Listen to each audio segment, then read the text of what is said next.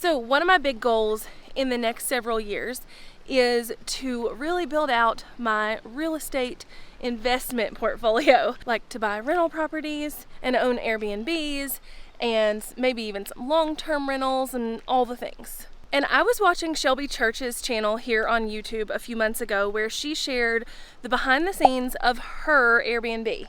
And she purchased a home in Palm Springs, California. And in that video, she talks about how she's charging like $800 a night. And honestly, y'all, I was a little bumfuzzled. I actually live in a pretty touristy area, but I have literally never seen an Airbnb rent here for like more than $150 a night. I decided to dig deeper and I decided to see what the Airbnb climate looked like here in my small town that's also touristy and honestly probably represents the majority of people wanting to own an Airbnb. Because listen, I've stayed in a bunch of Airbnbs in my life and I've never paid $800 a night, especially for like a small house. So most areas are not like Palm Springs, and I kind of wanted to see how like an average small town Airbnb experience compares to the experience that Shelby had that she shared on her channel. If you're somebody who has ever thought about buying a house to turn into an Airbnb or wanting to have short-term rental properties or whatever, we're really gonna dive deep here and look at expenses and income in a more like moderate market, if you will. I think you're gonna love this video. Let me tell you, finding people here locally who were willing to share the numbers with me, who were willing to tell me what their expenses are, tell me how much they make, was a whole challenge. See, in a small town, everybody keeps their money secret, right? It's very different than this online world where we share everything all the time. So I guess what was very normal to me was a really hard ask for a lot of people. But I'm telling you, I messaged a bajillion people trying to get them to take advantage or take part of this thing. And I finally got 3 who agreed to do it. Now, one of them completely stood us up. After he asked us to get on the phone multiple times, after he asked me to change my schedule around for him. You can imagine how I feel about that. But the other 2 were awesome. I feel like I need to tell you a little bit about my town before we get into this, because I think it's a very different climate as far as the housing market or whatever than a lot of places. So here, there are quite a few like family homes. Before we built this house, we had purchased my husband's grandmother's house. And we actually kept it when we built this house with the anticipation we were gonna turn it into an Airbnb, but we had someone want to purchase it and we ended up selling it and it was fun. But having these like family homes, grandma's home, you know, like this house, whatever, is a very, very normal thing here. And it is what I saw most when I was looking at Airbnb listings, is that a lot of people have like a family house that they have turned into an Airbnb.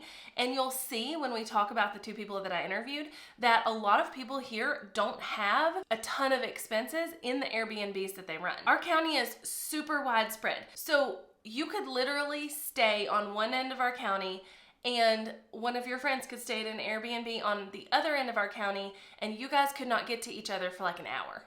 Honestly, it's just a super, super widespread area with a lot of landmass and not a ton of people. So depending on what somebody wants out of an Airbnb, those places that are further out from like the central location or from town are going to charge less than the places that are closer to town. But from what I saw, there were still plenty of places to rent in all areas of my county. We are a fairly low income area, meaning that the jobs here pay crap and that there aren't a ton of them, but also we have a ton of tourism.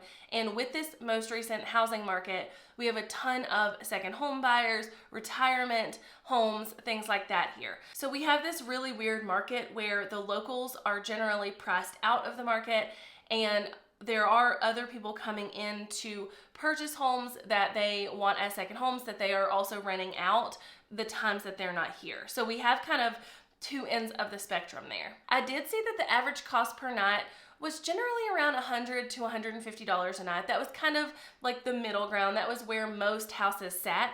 But y'all, I saw some that were way more. They were like $400, $500 a night. I actually reached out to one Airbnb owner who owns this massive house that's actually near my parents. And I was like, hey, would you like to be a part of this? And his reply was, thanks, no thank you. But honestly, those are few and far between. We have very few houses that are going to cost more than $200 a night, even in the busy seasons. I will say, I think we're about to see this change in my market because a lot of people did come up and buy second homes during this like housing boom. And I think we'll see those people getting those ready to be rented out and putting them on Airbnb, and maybe having different standards on what they charge, or different standards of houses that are going to be rented. So we may see the average change, but right now it's between $100 and $150 a month here, which is like a far cry from $800 a month that I saw in Shelby's video. Another thing that I know I have thought about when I've thought about owning, running, whatever, an Airbnb is that a lot of the like driveways and access to houses here is really steep. Like there are a lot of areas where you get in some crazy driveways. It's steep, it's muddy, there's holes, it's, you know, you need a 4-wheel drive to get up them. And interestingly enough, both of the Airbnbs, both of the people who own the Airbnbs that I went to interview, both had what I would call like a steeper driveway. And by the way, the people coming to visit here are not used to that. So I asked them both about that. They both said that they are very clear in their listing that you need a 4-wheel drive or an all-wheel drive to get into their places, and that if you're scared to drive it, you probably shouldn't rent this house. But also both said that they had hardly had any complaints, which I find fascinating because like I have family from Florida. And my old driveway in my old house was steep, but well maintained. Like it was a steep driveway, but not like a problem, right? And every single time they would come to visit, I thought my aunt was going to poop her pants as we drove up the driveway.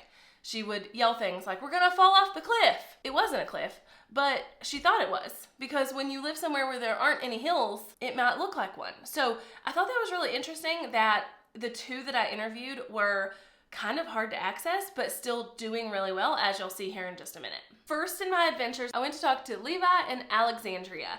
Now, before I go any further, I am linking to both of the people who I interviewed, both of their Airbnbs below in the description, so you can check them out or book them if you want to. So that is down below. But in this first chat with Levi and Alexandria, like you won't, like I don't know that you're even gonna believe this. They charge between like $110 and $120 a night for their small cabin. And let me tell you, this thing is super cute. Even though it's not very big, there's 2 bedrooms, there's a full kitchen and living room. And unlike a lot of Airbnbs here, it's up to date. It's completely, you know, with the times as far as the decor goes. And they are generally booking this thing like to the max each month. Like 20 to 25 nights a month is their normal booking. Obviously with like a slow season in January or February where they book a little bit less, but for the most part, it's like 20 to 25 nights per month that their cabin is staying booked. But let's talk about their expenses. So actually, I built this house, and this is actually a retired Christmas tree farm. This whole 11 acres here. All the Christmas trees are retired here? Yes, they were all able to retire early. Okay. It was great. Good. Very savvy on their part, and we just started cutting down trees, turning them into boards all winter because of the COVID lumber spike thing. Yeah. That put my back against the wall. I didn't mill because I just love wood. It was because I was very desperate. And lumber had quadrupled in price. What are these? These are concrete. Concrete. That's what cast in place, $200 in quick-creting forms. That's it. Yeah. So what? So what does it look like if you're booked like half the days? What has that looked like as far as income goes? Like roughly $2,000 profit after we pay the cleaner. And put 60,000 in it or no? That's all I owe. I think $49,000 on this house, and I'd say it probably cost me 62 to 68. Okay. Somewhere in there. Yeah. So your mortgage payment is like nothing. It's nothing. Okay. Yeah, it's like $400. Yeah. So if you do the math on that, Levi's making about $2,500 a month after expenses renting out this cabin that he freaking built himself. And when I talked to Levi and Alexandria about their plans for the property, 1, they plan to have way more Airbnbs, but 2, they plan to do some things to their listing that are going to enable them to charge more for them in the future. So like a hot tub and building out like an overlook, because their cabin literally overlooks this like beautiful mountainous area that people want to see when they get there. So we'll talk about how this compares to like Shelby's Airbnb a little bit later in the video, but $2,500 a month for very little effort ain't shabby, you know? Also, you have to stick around until the end because I'm going to share some bloopers from my time with Levi, because let me tell ya, homeboy's a character. So a few weeks after my interview with Levi and Alexandria, after I was stood up by the other dude, I went and talked to Frank and Janine, who have some really cool Airbnb properties. They have a small cabin about the same size as Levi and Alexandria's, but since we had already kind of looked at the finances on a cabin like that, I was really interested to look at the tiny house that they rent out. And what's even cooler than that is right next to the tiny house, they have a school bus parked where they are currently renovating it to rent out as well. So fun. I don't know if I've ever told y'all this, but I'm like obsessed with renovated school buses like that people live in. Like that's an obsession of mine. I probably would never do it myself, but I just think it's so fun. So this is such a fun, like tiny house. Yeah. How long has this been here?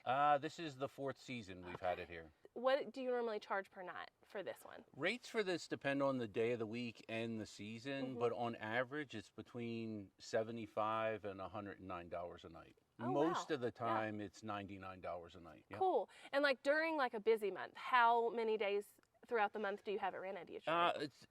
It's hit or miss, but on average I'd say you're probably about 20 to 24 days. That's awesome. Somebody owned this and was selling it, and Okay. we bought it from them. I Well, didn't you know, know. it's funny because this we just bought, so we don't owe Yeah. anything on Okay, it. awesome. So we don't have any monthly expenses except Utilities. electric, which is minimal. Yeah, I can imagine. You Yeah. know, it's only 200 square feet. Yeah. It's very minimal, and the water, I mean, whatever it would, you know, Yeah. that's not much either. Yeah. So we're really fortunate that way. Wow. The overhead's small, and then we do our own cleaning, so there's a cleaning fee in the Yeah. listing price. Yeah. So we get compensated for that, so it's all good. So doing the math on that with no mortgage and very little expenses each month with internet and power because it's tiny and they don't have to pay much for that, Frank and Janine are also making around $2,500 a month, depending on how many nights it is rented each month, because they don't have a mortgage on the tiny house. They don't owe anything.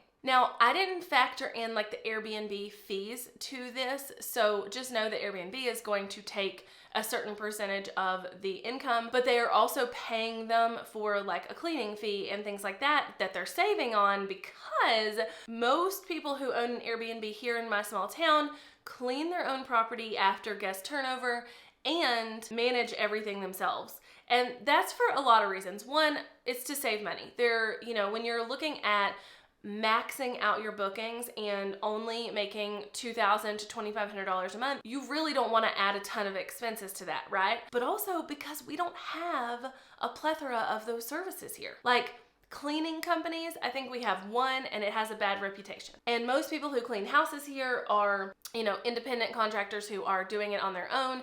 And in my experience, it is very hard to find somebody who will be consistent and actually show up. So that's another reason. And on the property management side, we don't have a ton of property management companies either. There are a few, but we don't have a ton of them. So while that adds a bit more work to the Airbnb owner, it also takes away a ton of the expenses that people who have Airbnbs probably have in other areas. So I wrote down all of the numbers that Shelby shared in her Airbnb video, and all in all, with expenses and income and everything, where she had her Airbnb booked for 20 some nights, I think the month she looked at, and she was charging an average of $700 a night. All in all, after her mortgage and everything, she brought home about $9,000, which is exponentially more than Levi and Frank, either one, made from theirs in a month. However, the biggest difference here is how much you can charge per night. Even the most extravagant home here, you can only get about $400 or $500 a night, and that is very, very rare. I actually pulled up Levi's listing, and it looks like for the month of April, he's already got about 15 days booked out and likely will get more during that month. And one of the houses where someone charges $500 a night, I went and looked, and they only have one weekend in the month of April booked. So in my head, I was kind of like crunching numbers, and I was like, okay, so would it be better to have a bigger house that I could charge more for, maybe closer to town, that is going to be more in that like $300, $400, $500 per night range? Or would it be better to have a smaller home that I can only charge $100 or $200 a night for, based on my findings? Shelby can make $9,000 even with a pretty massive mortgage. And then Frank and Janine are making about $2,400 to $2,500 a month and have no mortgage on their home. So that was kind of like what I was looking at, like which way would be better. But honestly, if we're looking at the houses here where people can charge $500 a night, if they're only booking them a few weekends here and there in the less busy months, and then they're booking maybe those same like 20, 25 days in our really busy season, which is really just summer, like May, June, July. But then they also have a really big mortgage. They probably don't come out any better, and maybe even come out way worse than someone who has no mortgage and charges way less. So it's really interesting to look at. But what I would say is really look at your market and see realistically how much you can charge per night in your area.